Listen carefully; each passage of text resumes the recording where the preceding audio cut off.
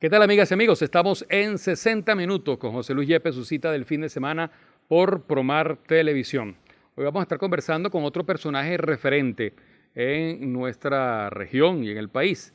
Vamos a hablar con Ana Emilia Maurielo Lucena, maestra, como a ella le gusta que la llamen, con su título respectivo, y no en balde, pues ha estado enseñando por más de 82 años. Y vamos a conocer más acerca de su vida, de lo que es su familia, su quehacer en la vida. Hoy, cuando apenas acaba de cumplir, hace escasa una semana, cumplió 101 años de vida. Bienvenida al programa, Ana Emilia. Voy a hablar de mi padre. Mi padre fue José Maurielo Mazzarri, escrito con doble Z, hijo de italianos, pero venezolano él. Mi padre nació en San Lázaro, población del estado Trujillo. Y después, cuando nacieron varios de los hijos, se vinieron a Barquisimeto y entonces él se casó aquí y aquí nacimos nosotros. Pero él fue venezolano siempre, todo el tiempo. Mi madre fue Ana Lucena de Maurielo. Mi madre era de Cabudare, de los Lucena de Cabudare. Hay Lucena del Tocuyo y de otras partes. Era de los Lucena de Cabudare, hija del general Matías Lucena. Tú sabes, generales de aquellos tiempos, no había pasado por la academia. ¿De dónde se consiguió ese título de general? Bueno, él tenía, yo no lo vi, pero lo decía mi tía Isabel, que era la que más conocía de todo, que él tenía su título en un papel sellado. Bueno, esos fueron mis padres. El trabajo que tuvo mi padre siempre fue al lado de sus padres, que tenían una panadería grande. Ahí está en la esquina todavía la casa, grande.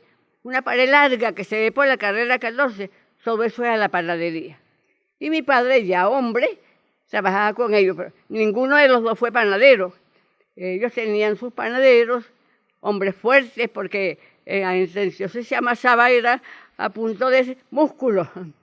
Y los panaderos empezaban a trabajar a las 3 de la madrugada, no es cualquier cosa, no es como ahora que todo lo hacen las máquinas. Bueno, mi padre siempre se desempeñó en su trabajo al lado de sus padres, ayudándolos a ellos en la dirección de aquellos panaderos y aquella cosa. Y mi madre se desempeñó siempre en los oficios del hogar.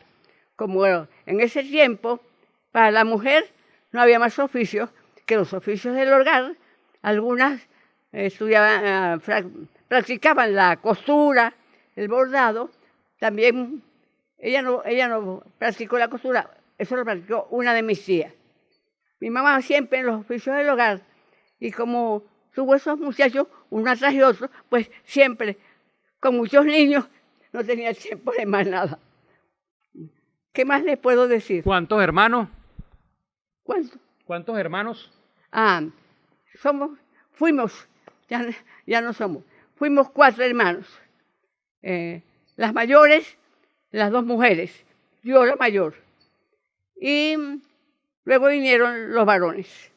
Todos estudiamos. Primero la primaria aquí en Barquisimeto. ¿Dónde estudió la primaria? La primaria. Primero y segundo grado lo estudié en la escuela Bonsider. ¿Sabe? La oído nombrar. Sí, de hecho, me comentan que usted estuvo cuando la tragedia de la escuela Grossindler. Ay, ¿Qué recuerda de eso? ¿Cómo la recuerdo? Estábamos, mi hermana y yo, siempre estuvimos en el mismo grado, aunque ella era menor. Nos pusieron juntas y así anduvimos juntas. Estábamos apenas en segundo grado, unas niñas muy chiquitas. Mire, la tragedia fue el 6 de julio de 1931. El día anterior era 5 de julio y la escuela estaba cerrada. ¿Por qué no se cayó ese día? Bueno, a las 8 de la mañana del día 6 de julio estábamos comenzando las clases. Estábamos rezando, porque siempre acostumbraba una oración antes de clase. estábamos rezando y estaba lloviznando suavemente, cuando en eso se desprendió la repisita donde estaba la Virgen. La repisita se torció así, cayó la Virgen, no cayó la repisa. Todas nos inclinamos a recoger. La señorita dijo, no, quédese. Y la señorita, asombrada por lo que había pasado, entonces dio unos pasos así, hacia un lado, para hablar con la maestra del grado vecino, para que ya viniera a ver qué sería eso. La maestra se llamaba Berta. Ella llamó un poco en voz alta, Berta, apenas dijo Berta, cuando se vino abajo todo. Santísima vida. Bueno, yo lo primero que pensé era que todo el mundo se había caído, lo que se nos había caído de la escuela. Entonces, se puso todo oscuro, porque se cayeron mayormente los techos, que eran antiguamente de caña brava y mucha tierra encima. Aquel polvo puso oscuro como si fuera de noche. Y empecé a ver los rescatistas que venían encima de los escombros, caminando encima de los escombros, pero los veía negros. Y en ese tiempo los niños le teníamos miedo a los negros, por un disparate que se dio a la idea de Juan Vicente Gómez y los niños y los negros y no sé qué más. Entonces, yo dije, yo no me voy a dejar agarrar de esos negros. Y vinieron, me cogieron como una plumita y ya en la calle había ayuda. Estaba un carro, me metieron dentro de ese carro y en ese carro iban ya muchas niñas, muchas no, 2 niñas heridas, muy gravemente heridas. Entonces, bueno, empieza el carro a marchar muy lentamente, porque la gente estaba... Bueno, entonces le dije, veo yo a mi hermana parada en la acera de enfrente de la escuela. Ella era una catiriza. Entonces, ahí estaba que la catiriza mía. Entonces le digo yo al chofer, párese señor, que esa que está ahí es mi hermana, déjemela meter aquí en el carro. Y el señor me hizo caso y trajimos a mi hermana para el carro. Al menos ya estábamos juntas. No sabíamos nada de nada. Entonces siguió el carro con nosotras. Fuimos el chofer, no sé quién le dijo que fuera, al Colegio de la Inmaculada Concepción, donde estaba la directora de la escuela con las niñas de 6º grado que estaban presentando examen allí. Fueron pues a avisarle a la señorita Lola y ella salió corriendo y el carro siguió andando y nos llevó para un sitio que resultó ser la misma carrera 18, unas cuadras más abajo de la escuela. Nosotros estábamos muy chiquitas, no sabíamos dónde estaban. Bueno, llegó el carro ahí, sí, se bajaron las niñas y salió gente de adentro a recibirles, gritando a la carrera y dando órdenes, qué sé yo. Nadie nos hizo caso a nosotras, porque yo apenas tenía una pequeña herida aquí y mi hermana estaba completamente ilesa. Entonces quedamos allí solitas, porque ellos se fueron para adentro con las niñas heridas. No sé qué había allí, sería una medicatura, sería hospital no era, pero sí era una mesa, un banco largo. Ahí nos sentamos nosotras dos. Entonces seguía lloviendo. Y mi hermana y yo conversamos, ¿y qué hacemos aquí? Nadie nos hace caso, nadie nos pregunta. Entonces le dije, vamos a pararnos en la puerta a ver quién pasa. Mire, la mano de Dios. ¿Sabe quién venía pasando? El hermano director del Colegio La Salle, con su paraguas, porque estaba lloviendo. En ese tiempo nadie tenía carro. Él venía caminando. Cuando nos encuentra allí paradas en la puerta, nos dice, niñitas, ¿y qué hacen aquí? Entonces mi hermana le dice que se cayó la escuela, que nos dejaron aquí, que no sabemos cómo irnos para nuestra casa. Entonces él dijo, yo las llevo. Paró un carro que estaba pasando y nos trajo para la casa. Nos trajo para la casa. Aquí la casa estaba llena. Mi mamá llorando. Mi papá se había ido para la escuela a buscarnos y no nos encontraba. Mi mamá le decía al hermano, ay hermano, muchas gracias, pero tenemos el problema del esposo que se fue a buscar a las muchachas y no las encuentra. En serio, no se preocupe señora, yo voy a buscar a don José. Y con su paraguas volvió para allá, trajo a mi papá y todo se arregló. Pero no puedo contar más porque tampoco ustedes pueden tener esos cuentos tan largos. Pero de ahí en adelante todo se arregló. Pero a nosotras nos sacaron de la escuela porque la escuela se cayó, no se sabía dónde iba a funcionar y el tiempo pasaba. Entonces nos cambiaron de escuela. Entramos a estudiar en la escuela Lucrecia García, que era una escuela de dependencia municipal. La gran maestra y directora de esa escuela era la profesora Estela Cecchini. Fue mi gran maestra toda la vida, hasta el momento en que su murió, estuve a su lado. De ahí era yo, del pedagógico. Bueno, por ahora eso es lo que puedo contar de esa triste historia. Bien, vamos a hacer una pausa en esta conversación que tenemos con la maestra Ana Emilia Maurielo Lucena, de 101 años, un ejemplo de vida en cuanto a la enseñanza y como ciudadana. Así que conoceremos más acerca de ella en los próximos minutos.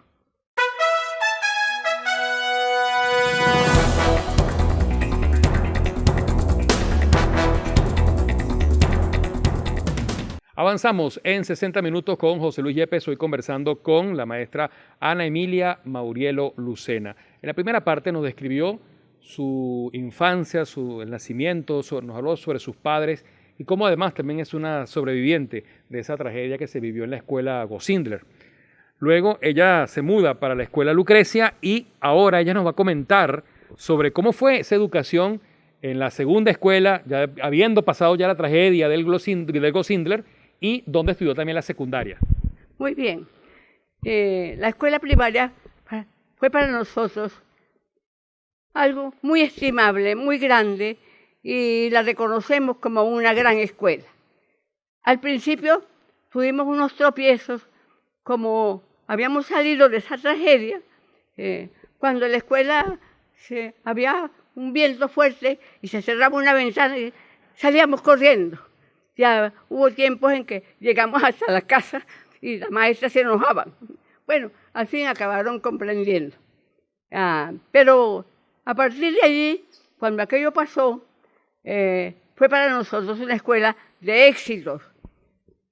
Me acuerdo mucho que, bueno, mi maestra de tercer grado era como muy brava. Esa maestra no era mala maestra, era su carácter. Y a mí me sembraba el terror. Cuando esa maestra estaba viendo mi trabajo o revisándonos el uniforme o algo, yo estaba temblando. No sé qué iba a decir esa maestra, porque era muy brava. Y seguía hablando y hablando y hablando y regañando y regañando. Bueno, pasamos esa maestra. Llegamos a cuarto grado muy bien, luego pasamos a quinto, era con la propia directora. La directora daba quinto, sexto y dirección, todo por un solo sueldo. Entonces, bueno, con la maestra de quinto grado, maravillosa, que era la señorita Estela. Y a mí me gustaba mucho, y la admiré, ya yo de maestra, yo admiré lo que significa un maestro que sepa estimular al alumno. Porque el alumno que se estimula no retrocede, sigue adelante. Bueno, entonces ella era una persona que cuando ella hacía una pregunta y uno daba la respuesta y acertaba con la respuesta, ella decía, a quien Dios se la dio, San Pedro se la bendijo. A eso le caía a uno como un baño de agua de rosa. ¿Quién iba a echar para atrás? Con aquel respaldo, con aquella convicción de que uno podía salir. Bueno, así fue como maestra en quinto y sexto grado. Salimos del sexto grado y empezamos a ver que estudiamos. En aquel tiempo en Barquisimeto, un muchacho que salía del sexto grado, lo único que tenía a la mano para estudiar era bachillerato. Y bueno, todo el mundo decía bachillerato. 4 años estudió en ese tiempo. Y después de bachillerato ya todavía no tiene nada en las manos para trabajar y ya el muchacho era como de... Entonces no encontrábamos qué estudiar.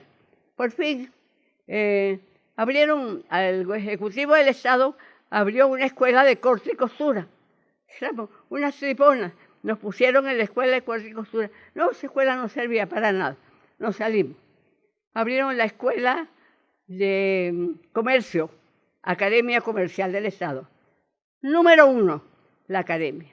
Pero era para los adultos que estaban prestando servicios ya en el comercio y que no tenían formación. Entonces, mi papá fue a hablar con el director a ver si nos podían aceptar a nosotros y nos aceptaron. Fuimos las dos a estudiar a la Academia de Comercio. Entonces, estando estudiando y en la Academia de Comercio, yo quería estudiar, era normal para ser maestra graduada, pero aquí en Barquisimeto no había. La única parte donde había normal era en Caracas. Entonces, ¿cómo iba a ir yo para Caracas? Entonces, vinieron unos familiares que teníamos en Caracas, que eran del Barquisimeto, pero se habían ido hacía mucho tiempo, y uno de ellos, un primo, cuando nos vio que de día estábamos desocupadas y de noche era que íbamos a la Academia de Comercio. No, chica, ¿por qué no? Yo le dije que yo quería estudiar en la normal. Me dijo, ¿por qué no te vas con nosotros? Él andaba con la abuelita por parte de madre, vendiendo la casa que tenían aquí. Entonces, bueno, yo, me preguntó, ¿tú se quieres ir? Ah, yo sí quiero. La cosa es que me dejen. Entonces hubo el problema, que sí, que no, que sí, que no. Por fin aceptaron. Me fui con ellos. Entonces ingresé a la Escuela Normal de Caracas, única escuela normal que existía en Venezuela. Escuela Normal de mujeres, Escuela Normal de hombres. Esas dos escuelas. Todo el que quería ser maestro graduado tenía que ir a Caracas. Así es que nuestra escuela normal, la mía, mi hermana se quedó con su escuela de comercio. Mi escuela normal, pues, fue muy buena también, maravillosa escuela normal. Lo que aprendí en esa escuela normal es lo que me ha servido toda la vida para ser buena maestra.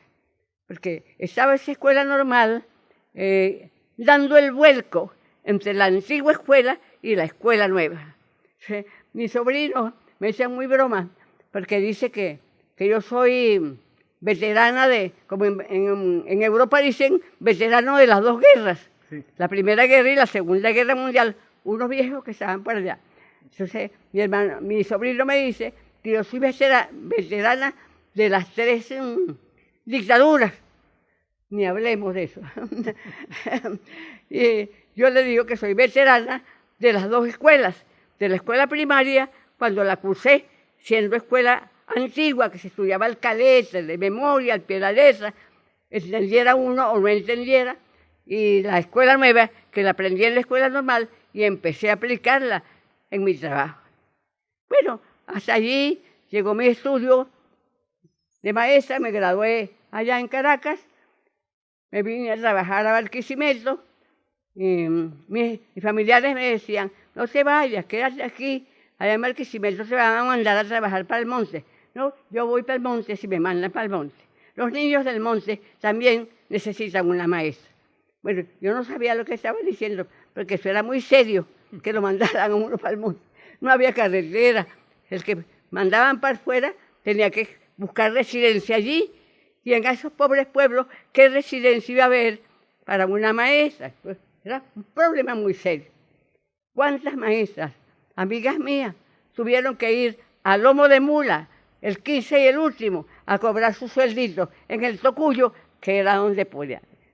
Si a mí me hubiera tocado eso, seguramente se hubiera echado para atrás, porque yo montaba en una mula, santo Dios. En un avión sí, pero en una mula no.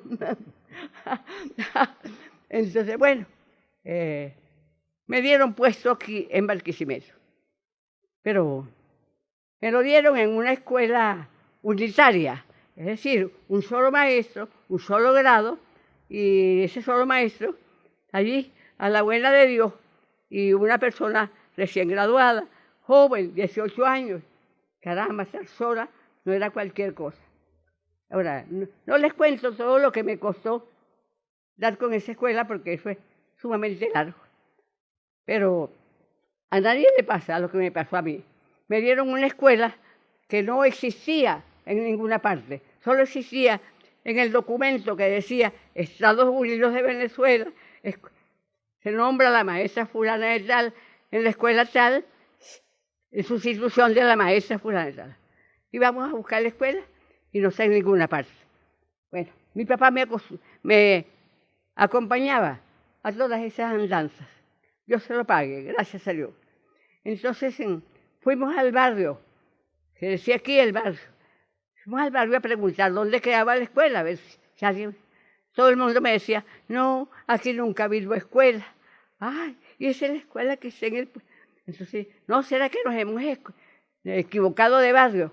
Preguntamos a la gente, ¿cómo se llama ese barrio? Tal. Y era el que estaba ahí. Ah, bueno, aquí no ha habido escuela. No tenía yo. ¿A quién le pregunto? Yo preguntaba era si conocían la maestra, porque la escuela, el nombre que tenía era un número, 387. ¿Quién va a saber dónde queda la escuela número 387? Nadie. Entonces yo preguntaba era por la maestra. ¿Quién conoce esa maestra? Tampoco nadie la conocía. Entonces, una noche llegó un señor allí a la casa de mis abuelos, era un amigo de ellos, y resultó que el señor era maestro. Y yo le conté mi caso, que no conseguía la escuela, y el inspector tampoco me decía nada, sino averigüe, infórmese. Y yo decía, pensaba, pero no podía decir, si precisamente estoy averiguando aquí donde me pueden informar, ¿dónde más me van a informar? Si no es en el inspector. Bueno, no se podía hablar. Entonces, llegó ese señor y en lo que supe yo que era maestro, le conté mi caso y le pregunté, ¿usted conoce a esta maestra? No, me dijo, no la conozco, pero yo la voy a ayudar, porque yo soy maestro, conozco muchos maestros y algunos la debe conocer. Anotó el nombre, se lo guardo aquí, me prometió que me iba a ayudar. Como 5 días después, otra vez en la noche, mis abuelos me mandaron a llamar porque ya ha llegado el señor. Fui para allá, el señor me dijo, lo único que le pude conseguir fue el nombre de la mamá de la maestra y la dirección. Pero me contaron qué fue lo que pasó con esa escuela y la señora que está muy brava por lo que hizo la hija. Que si vamos a hablar con la señora, vayan con cuidado. Mi papá, que estaba presente, dijo, mañana vamos a buscar esa dirección, yo la voy a acompañar. Entonces fuimos, rápidamente encontramos la dirección, porque la cuadrícula de Barquisimeto, pues nadie se pierde. Llegamos, tocamos, salió la señora, le pregunto, después de saludar, ¿usted es la señora fulana de tal? Entonces la señora así, muy brava, y así, sacudiéndose, me respondió, mi nombre es Juana Fulana de tal. Ay, Dios mío, ya peleé, dije yo, ya no dije fulana, pero seguí adelante. Entonces le dije, mi nombre es fulana de tal. El nombre del señor es fulano de tal y es mi papá.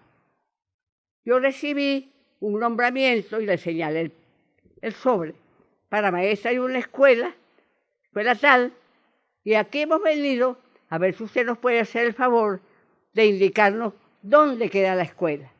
Entonces la señora ya, bajando el tono, nos dijo, pasen más adelante para indicarles dónde queda la escuela. Nos hizo pasar una habitación y al llegar a la habitación señaló así en el suelo. Aquí está la escuela. ¿Cómo les parece?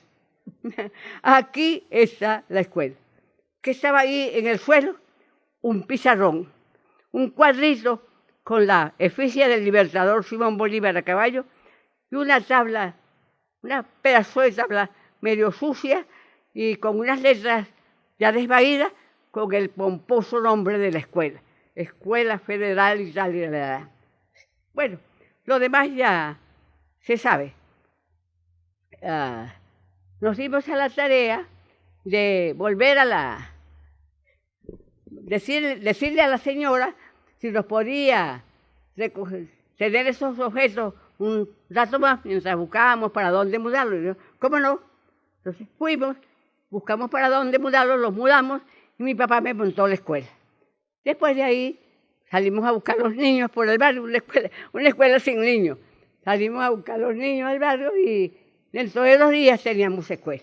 Ya, lo demás es cuento muy, ¿cómo te digo? Muy pintoresco. Bueno, era un barrio muy pobre económicamente, muy atrasado. No había agua en el barrio. la- las madres pues eran muy pobrecitas, los niños también. Un día un niño me faltó a clase y el hermanito dijo que no había ido a clase porque no tenía alpargatas. Ay, Dios mío, yo no sabía eso, que podía haber niños que faltaran a la escuela por no tener alpargatas. Pero, ¿qué podía hacer? La maestra tampoco tenía alpargatas. La maestra era pobre. La maestra estaba cobrando el primer sueldito. Pero por ahí se arreglaron las cosas. Pero duré poco tiempo en esa escuela. Ya yo quería a mis muchachitos así pobres. Ya las mamás también me querían. Duré 5 meses nada más. A los 5 meses me cambiaron para una escuela graduada. Bueno, aunque me dieron mucha lástima a los niños, porque ya los traía aquí en la casa, de 2 en 2 algunas veces a mediodía, para darles baño, para que se bañaran y para darles almuerzo. Con consentimiento de sus padres, un día traía 2, otro día otros 2 y así. Bueno, dejé mis niños y me fui a la escuela graduada contenta porque ya iba a tener una directora que me iba a orientar, que me iba a ayudar a resolver los problemas, que iba a aprender, porque una cosa es la escuela normal y lo que dicen los libros, y otra cosa es tener 45 caritas por allí por delante, esperando que uno los enseñe. Es otra cosa. Así es. Bueno, vamos a hacer una pausa. Al retorno seguiremos haciendo este recorrido por la vida de la maestra Ana Emilia Maurielo Lucena. Así que no se aparten, en breve con más de 60 minutos con José Luis Yepes.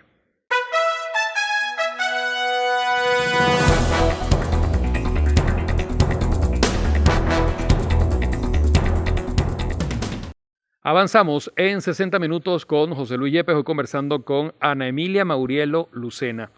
Nos hablaba de que después de estar en esa escuelita, en un barrio, la pasan para la escuela graduada Leopoldo Torres. Háblenos de qué ocurre a partir de ese momento. Bueno, en la escuela Leopoldo Torres estuve 6 años, con mucho éxito y con mucho contento y alegría y aceptación por parte de la directora, que era muy rígida. Y bueno, cuando una de las maestras supo que a mí me habían nombrado para allá y todavía no había llegado, entonces vino aquí la maestra y hablarme mal de la directora y que regañaba a las maestras delante de las niñas para cuando llegaban tarde, que esto y que lo otro. Entonces, cuando se va la señora, como hablaba tan recio, mi papá estaba oyendo todo. Entonces mi papá me dijo: Ana Emilia, ¿tú no tienes miedo de ir para esa escuela? Le dije: no, señor, yo no tengo miedo. Si ella dice que la regañaban porque llegaba tarde, ¿cuándo he llegado yo tarde a alguna parte? Yo no voy a llegar tarde allá tampoco. Entonces, ¿por qué voy a tener miedo? Que la regañaba porque le pegaba a las niñas. ¿Cómo cree que yo le voy a pegar a las niñas? Si son mis alumnas, las voy a querer mucho. Ahí no hay problema. Efectivamente no tuve ningún problema. Fui la maestra quizás más querida por esa profesora y la que le dio más confianza. Bueno, terminé ese año, estaba la mamá de ese amigo, chiquita, una muchachita, era un 2º grado. Bueno, al terminar los meses que faltaban, entre marzo y julio, que era el fin de año, entonces ya la directora me pasó para maestra de 5º grado, porque ya empezó a ver ahí en el 2º grado las pintas de la escuela nueva, y a ella le gustó mucho eso. Entonces, bueno, fui maestra de 5º grado todos los años que restaron, pero en un tiempo la directora impuso que íbamos a trabajar por el método de los centros de interés, en que se acostumbraba, ya no se acostumbraba en las escuelas de Venezuela, pero se acostumbraba en otras escuelas de fuera, que los maestros se medio especializaban pues en una determinada asignatura. Así que a mí me tocó, digamos, la especialidad de la expresión oral, escrita por medio del lenguaje, y expresión por medio del dibujo, por medio de la plastilina, de la cartulina, de las manualidades, etcétera, etcétera. Entonces, un poco de años, no los 5 años, pero serían como 4, encargada del lenguaje. Yo daba lenguaje desde el 3er grado hasta el 6º, 5 programas diferentes. Cada grupo de niñas tenía su programa diferente. Las otras maestras, una daba geografía e historia, otra daba matemática y así. Bueno, entonces, en ese trabajo estaba cuando la directora, las hermanas de San José de Sarve habían abierto aquí una escuela normal privada. Entonces, la buscaron a ella porque ella era una maestra graduada y inteligente y preparada, trabajadora. La buscaron a ella de profesora. Ella estuvo de profesora en ese colegio, muy estimada también por las hermanas.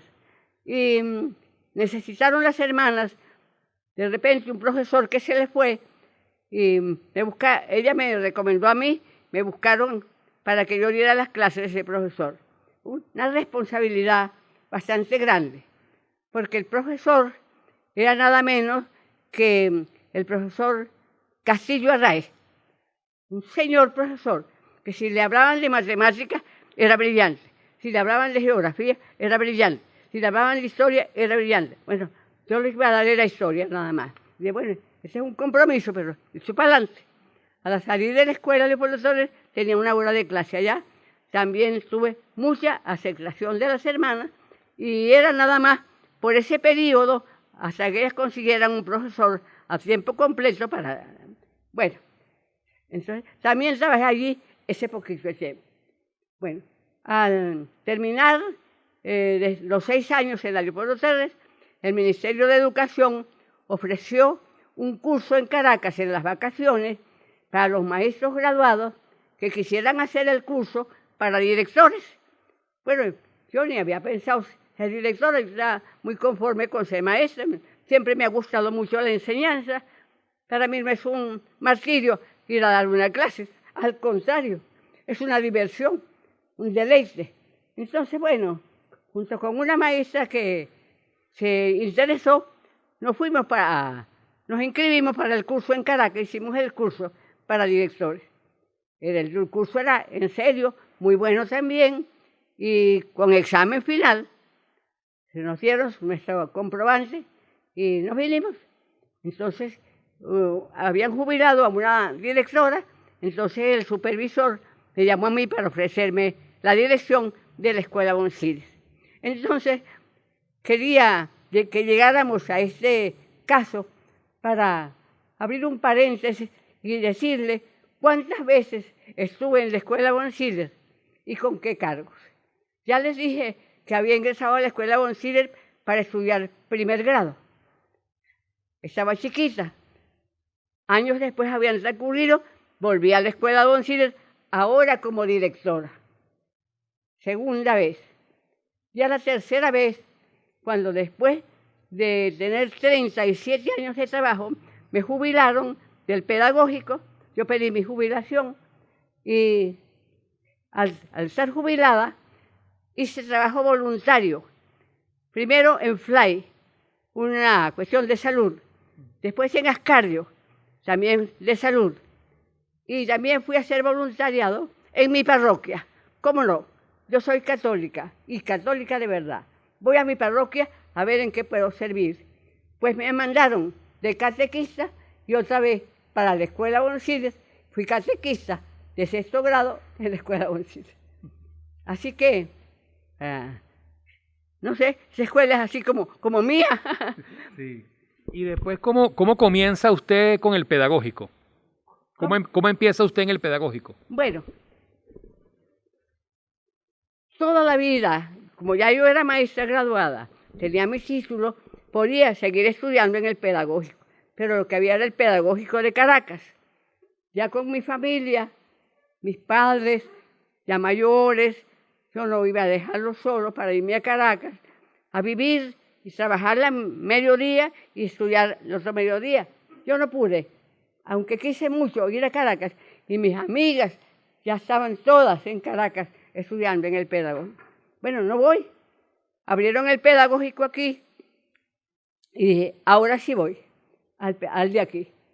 Pero resultó que para ese momento yo era subdirectora de la escuela normal. Yo dije, yo no quiero estudiar en el pedagógico siendo subdirectora, porque el cargo de subdirector, el cargo de director o subdirector, uno está a dedicación exclusiva y a tiempo completo. Si me necesitan de noche, de noche. Si me necesitan domingo, domingo. Entonces, yo no voy a estar en el pedagógico donde me estén sacando cada rato, que vaya para la escuela, que vaya. No quiero eso. Yo no quiero ser subdirectora a medias y estudiante a medias en el pedagógico. No, señor. Entonces, le dije al director, magnífico director, que yo quería estudiar en el pedagógico, pero que no podía seguir siendo subdirectora ahí, que pidiera al ministerio que me aceptaran la renuncia para yo inscribirme en el pedagógico. Entonces, no, tú no tienes necesidad de renunciar, yo te doy el tiempo, tú sales de aquí a las 4 y te vas para el pedagógico y con eso cumples, aquí no va a pasar nada. Mire, había un problema que era que la escuela normal funcionaba en 2 locales. En el local grande, no sé si ustedes lo conocieron, que era una casa grande, que la fundaron fue para la escuela, era para... Primero fue allí, muchos años antes, una universidad, daban ahí una escuela de medicina. Más tarde fue la sede del liceo, que entonces se llamaba Colegio Federal. Y después pasó a liceo, pero ya con su edificio nuevo. Entonces allí funcionaba la normal. Y unos cursos de la normal fundaban en una casa anexa, como 1,5 cuadras más allá, porque no cabían todos ahí. Entonces en aquella casa anexa estaba la subdirectora, los profesores que tenían clase allí, una secretaria que estaba allí en la biblioteca y la Bedel que cuidaba.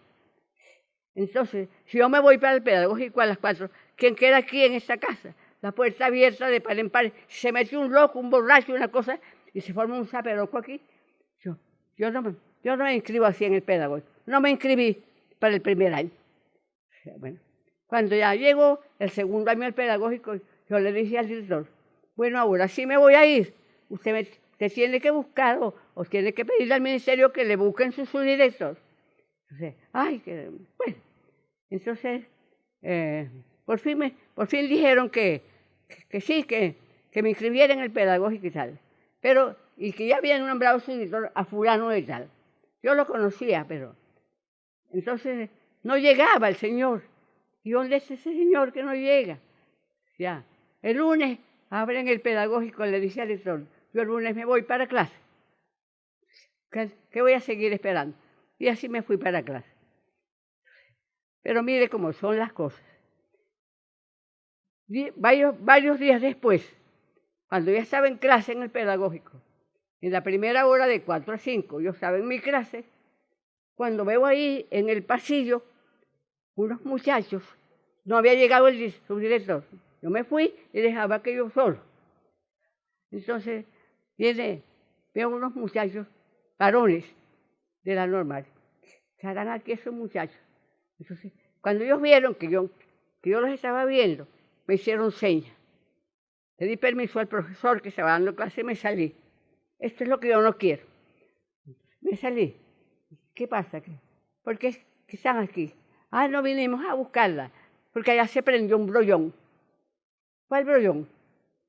Un profesor, fulano de tal, llevó para allá, para el pedagógico, para la normal, una célebre cantante extranjera que estaba cantando en Caracas. Todo el mundo las conocía por la televisión.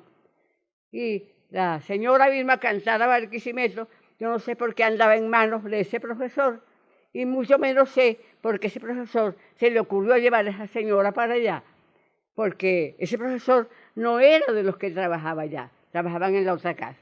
Entonces, bueno, me dijeron, hazte un brollón, la vinimos a buscar para que vaya a resolver ese problema. Entonces, bueno,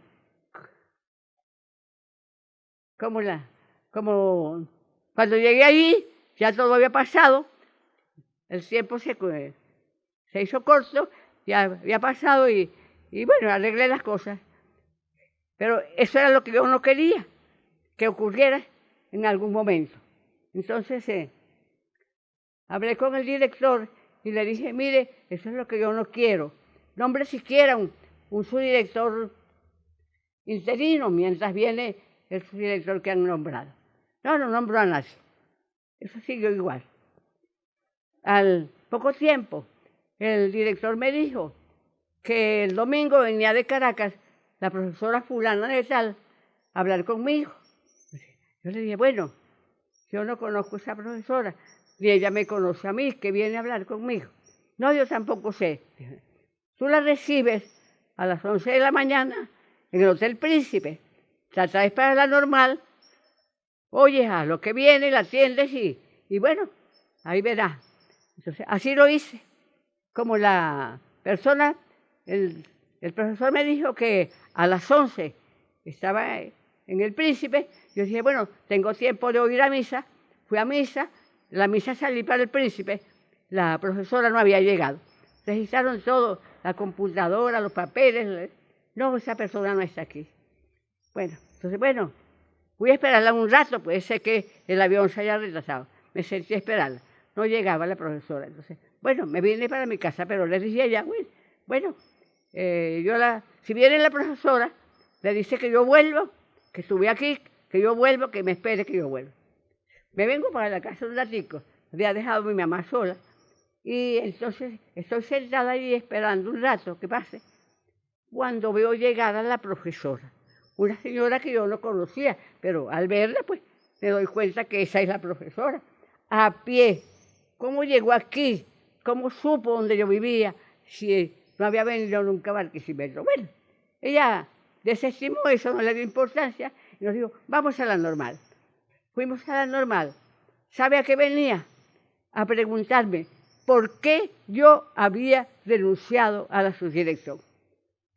Le expliqué, porque quería estudiar en el pedagógico y no me gustaba dejar esto solo, que pudiera pasar algo y yo fuera responsable por no estar, aunque me hubieran dado el permiso para que no estuviera. Eso no. Entonces, después que hablamos todo, por 3 veces me preguntó por qué renunció. Bueno, yo digo, ¿será que llegó algún chisme al ministerio diciendo que sería alguna cosa mala que estaba pasando y yo no quería? Sería eso. Dije.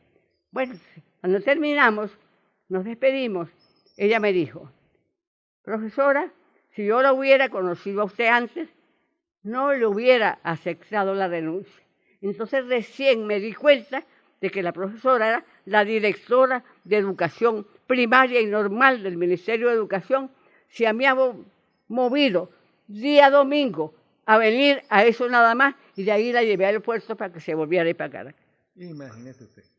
Ahí estaban, pues. Así fue mi ingreso al pedagógico. Vamos a hacer una pausa. Al retorno seguiremos conociendo más de la vida de Ana Emilia Maurielo Lucena.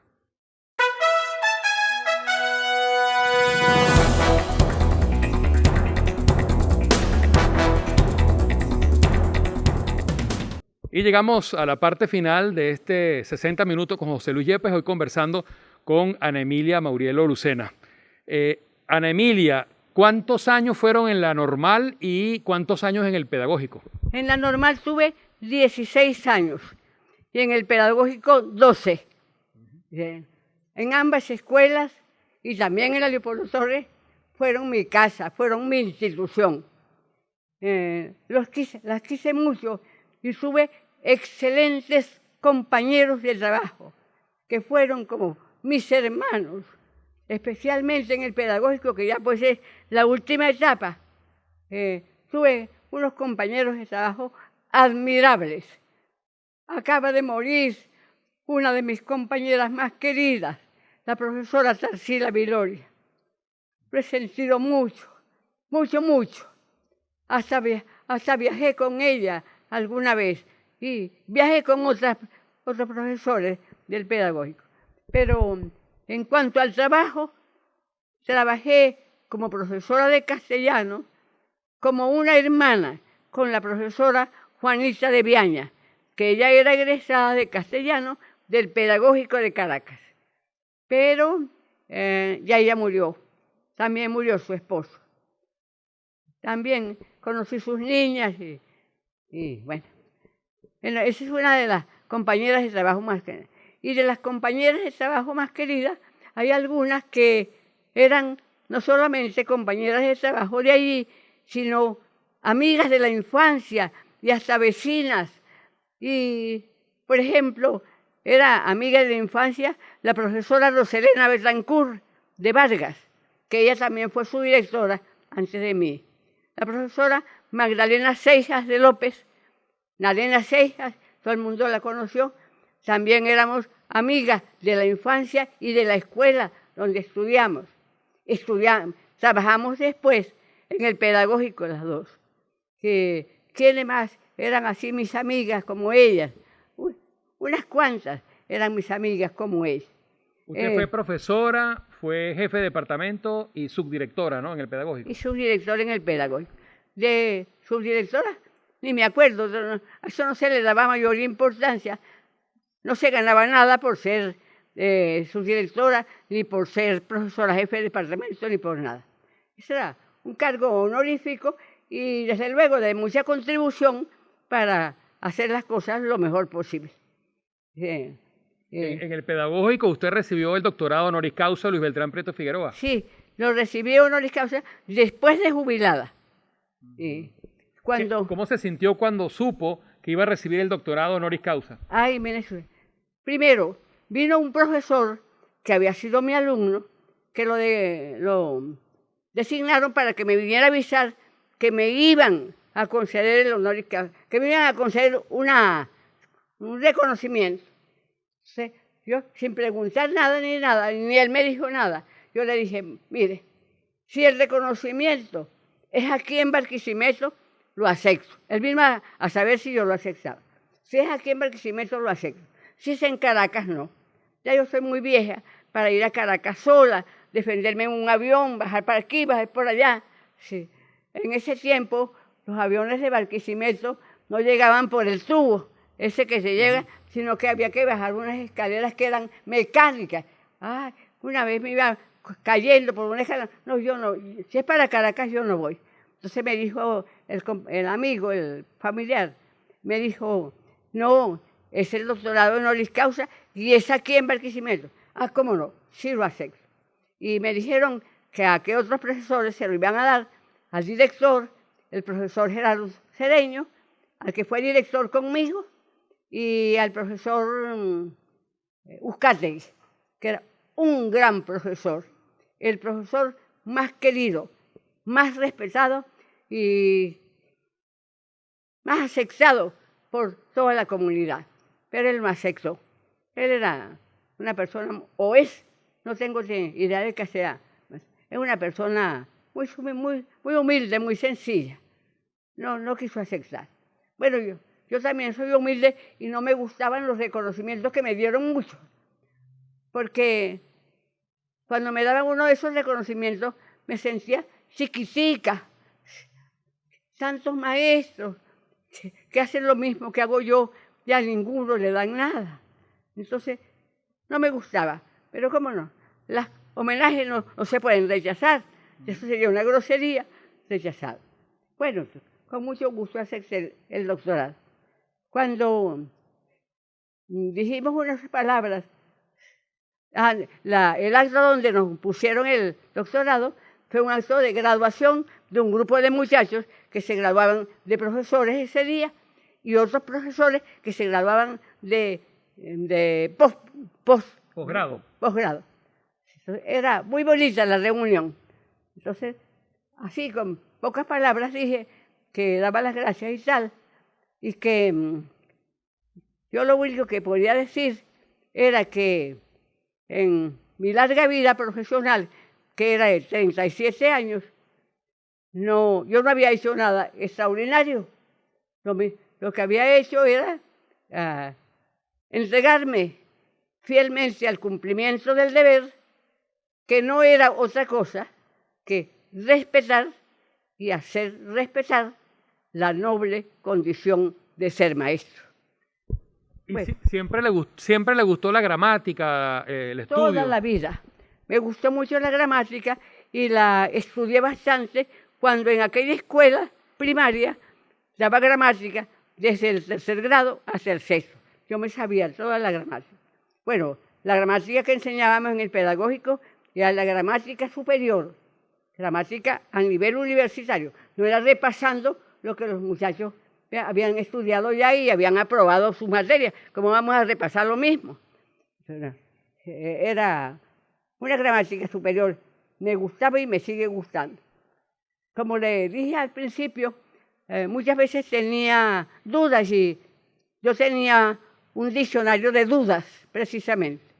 Ahí se aclaraban muchas dudas. Y otra vez, como le dije antes, que le escribí al padre Barnola, que era individuo del número de la academia, y me aclaraba algunas cosas que yo le preguntaba. Pero yo siempre me he trazado, me creo pues las oraciones problemáticas para estudiarlas, para obligarme a estudiar aquello y a saber cómo es.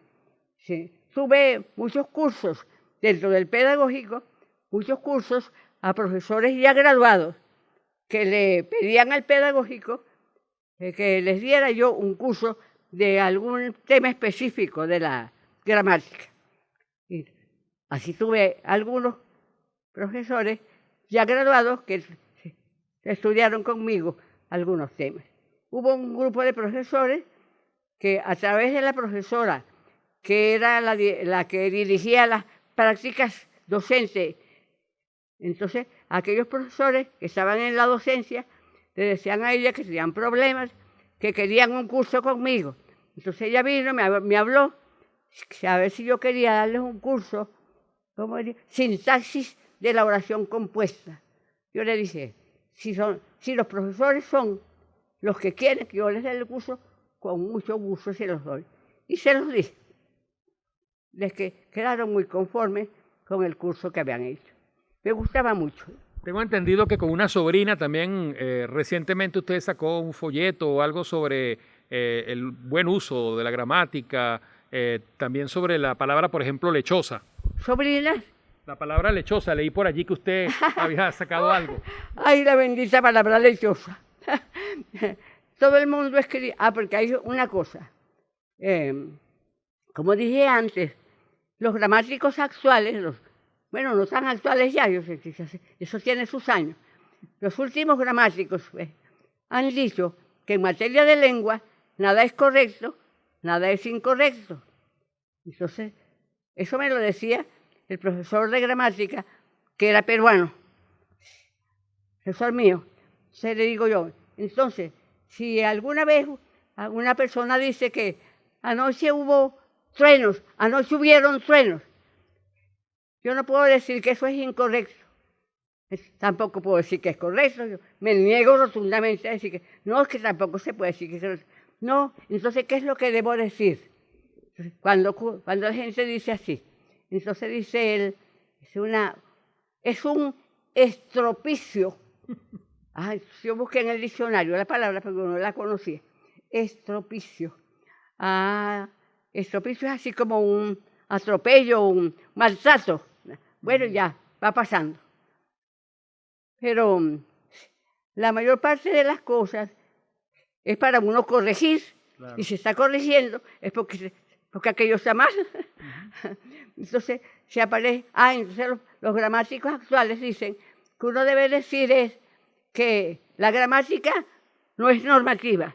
La gramática no da normas.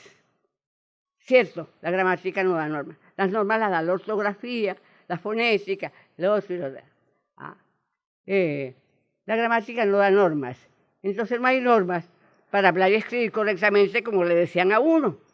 Antiguamente, gramática es el arte de hablar y escribir correctamente. No, ni es arte, ni es para hablar y escribir correctamente. ¿Quién que vaya a hablar está pensando en la gramática? El que se ponga a pensar en la gramática no habla, se queda mudo. Entonces, bueno,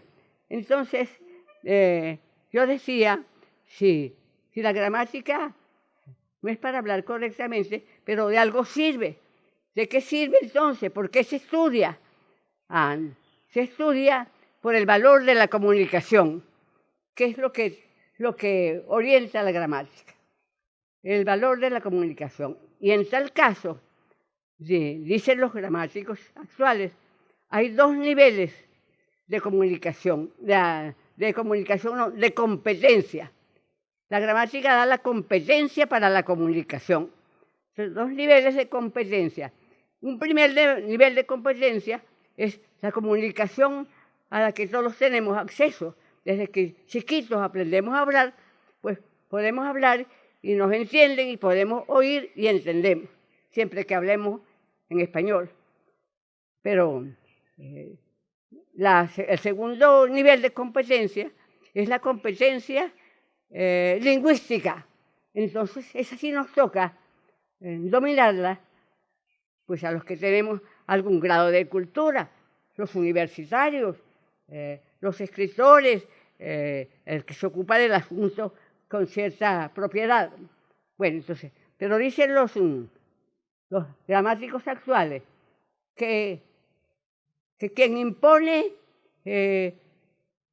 el modo de hablar, el modo de escribir, el modo de la entonación y todo, quien impone eso, dicen ellos, es el uso.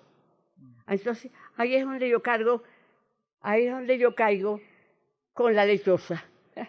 Porque todo el mundo, millones de personas, escriben lechosa con Z. Porque todo el mundo lo escribe con Z. ¿Así es? No. Pero es que los gramáticos dicen, es el uso de las personas cultas. Ya eso va cambiando. Pero llego yo a otro tropezón. ¿Quién ha dicho y establecido cuáles son las personas cultas? Ahí estamos tambaleando un poco. Para usted son unas, para usted son otras, para mí son otras. Y bueno, para mí son los escritores. Y entre los escritores, el más culto que yo he leído es el profesor, aquel argentino, que muchas veces fue propuesto como premio Nobel y no lo aceptaron. Jorge Luis Borges. No lo quisieron aceptar porque era así como retrógrado, creían. Bueno, no le dieron nunca, pero ese es un escritor muy sabio. ¿Qué siente usted cuando, por ejemplo, ve que se acepta el uso de palabras precisamente porque forman parte de la jerga común, pero que no necesariamente son bien utilizadas? Por ejemplo, el caso de aperturar en lugar de abrir. Sí. Bueno, yo personalmente el aperturar lo rechazo definitivamente. Pero acepto otros, por ejemplo, usan también decir off the record. Sí, y ese me gusta y cuando se me ofrece lo digo, aquí mismo puedo decir off the record. Claro, pero es un anglicismo, ¿no? En todo caso. Bueno, sí. Pero... ¿Usted ha viajado mucho? ¿Cómo? ¿Ha viajado? ¿Por dónde ha viajado usted? Sí, he viajado bastante y me gusta mucho. Ya no puedo. Mire. De los países que usted ha viajado, ¿cuál fue el que más le gustó? Vamos a ver cuál fue el que más me gustó. Sí. El que más me impactó y que me sentí que parecía que estaba soñando y no que estaba despierta. Suiza y sus lagos. Llegamos a Suiza. Yo viajé siempre en grupos turísticos. Hay mucha gente que no le gusta viajar así porque tienen que someterse a un orden. Yo soy lo contrario, porque tengo que someterme a ese orden, por eso me gusta. Y además, porque éramos mujeres, mi hermana y yo, y no puede uno viajar así, mujeres solas. Entonces, bueno, cuando llegamos a Suiza, era Zurich, era ya de noche. Nos dieron la cena rápidamente en el hotel, todos los hoteles estaban reservados, ahí no había búsqueda de nada, todo estaba listo. Entonces nos dieron la cena y nos fuimos a acostar. Sí. La habitación tenía un enorme vidrio así, de manera que a través de ese vidrio se podía ver la costa, el lago y el mar. Bueno, cuando yo me acosté yo no sabía de costas ni de mar. Pero en lo que amaneció y se puso claro, y cuando veo aquello, Dios mío, ¿estoy despierta o todavía duermo? Nunca había visto una cosa más bella, natural, como aquello que estaba viendo. Lindísimo. El hotel estaba a las orillas de ese lago. Y bueno, desde la habitación no se veía lo del suelo. En el suelo había jardines preciosos. Cuando bajamos fue una barca. Y luego el lago, aguas tranquilas y el paisaje de más allá, serranías. Nunca he visto. Ana Emilia, un personaje que usted admire. ¿Cuántos personajes serán? Muchos personajes que yo admiro. Simón Bolívar.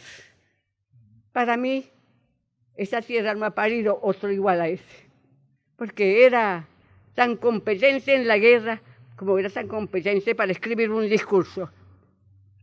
Ana Emilia, ¿qué cree usted que sacó de su papá y qué sacó usted de su mamá? Mire, yo de mi papá parece que no saqué nada. Mi papá era más bien blando, más bien comprensivo, querendón. De chiquita nos quería mucho. Imagínense que yo ya grandecita me llevaba él a una persona que visitaba por ahí, por donde es ahora el mercado de San Juan. Por ahí eran las Tres Torres.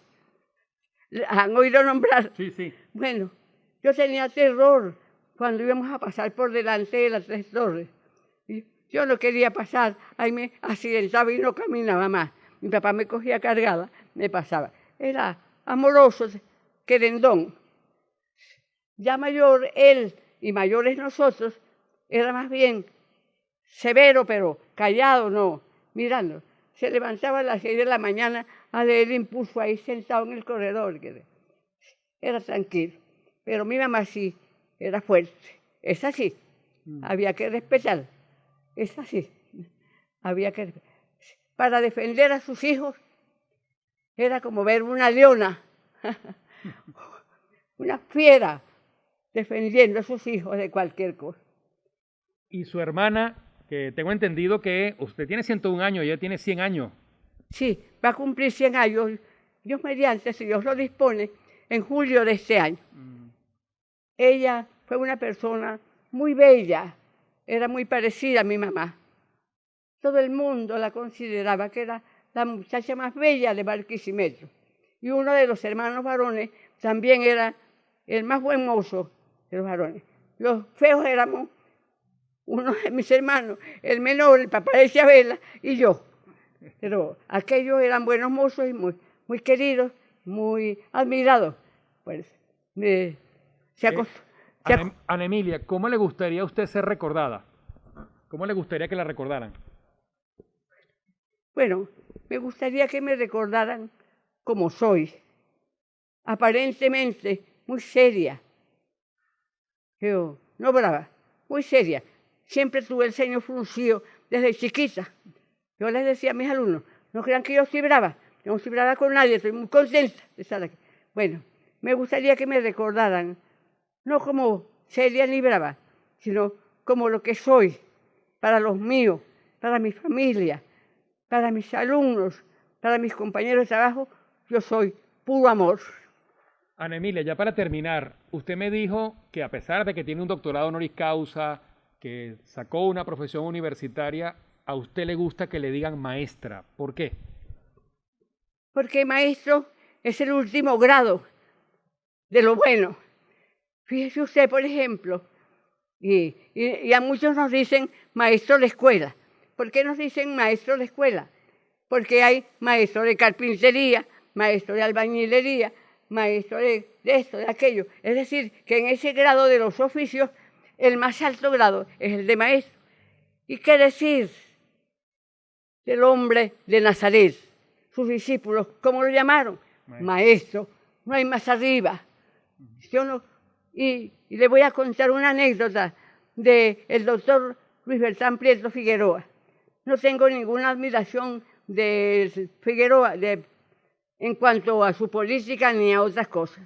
Pero frente a su condición de maestro, soy también admiradora de él. Oí decir, me contaron una anécdota, que cuando empezaron a llamarnos facilitadores a los maestros y profesores, Luis Bertrán Prieto dijo, a mí no me vengan a llamar facilitador, yo soy maestro. Porque ser maestro significa ser formador de hombres. Es un trabajo casi se puede decir comparable con el trabajo del Señor de los ejércitos. Okay, bueno. ¿Qué más que puede aspirar uno? Muchísimas gracias, Ana Emilia, por haber compartido con nosotros acá en su casa y permitir que todas las personas que nos ven a través de Promar Televisión sepan más acerca de su vida, de la cual nos sentimos muy orgullosos porque usted ha cumplido dignamente con esa misión, como usted mismo lo ha dicho, tan bella, que es la de formar ciudadanos, formar hombres y mujeres de bien, y hay unas cuantas generaciones que le deben a usted, como profesora, como maestra, como directora, el hecho de ser hoy padres o madres ejemplares, ciudadanos ejemplares. Agradecido de que nos haya recibido hoy. Gracias a ustedes. Dios se los pague por haber venido a esto y, bueno, hacerme conocer una vez más de tantos que ya me conocen. Así es. Bueno, un inmenso placer haber conversado hoy entonces acá en la casa de Ana Emilia Maurielo Lucena, 101 años, más de 82, dando clases, enseñando gramática, ortografía aquí en Barquisimeto. Y hoy estuvo con nosotros en la cámara Carlos Guerra, cuya madre fue alumna de Ana Emilia. Vamos a agradecer también al colega periodista Oscar Castro, quien nos consiguió las imágenes que grabó Amabilis Cordero cuando hubo la tragedia en la escuela Gosindler, para que mientras estaba hablando con nosotros Ana Emilia, ustedes pudieran ver parte de esas imágenes que fueron grabadas en cámara de cine, para que pudieran tener una idea o una dimensión de cómo fue esa tragedia. Bueno, y será hasta un próximo 60 minutos con José Luis Yepes.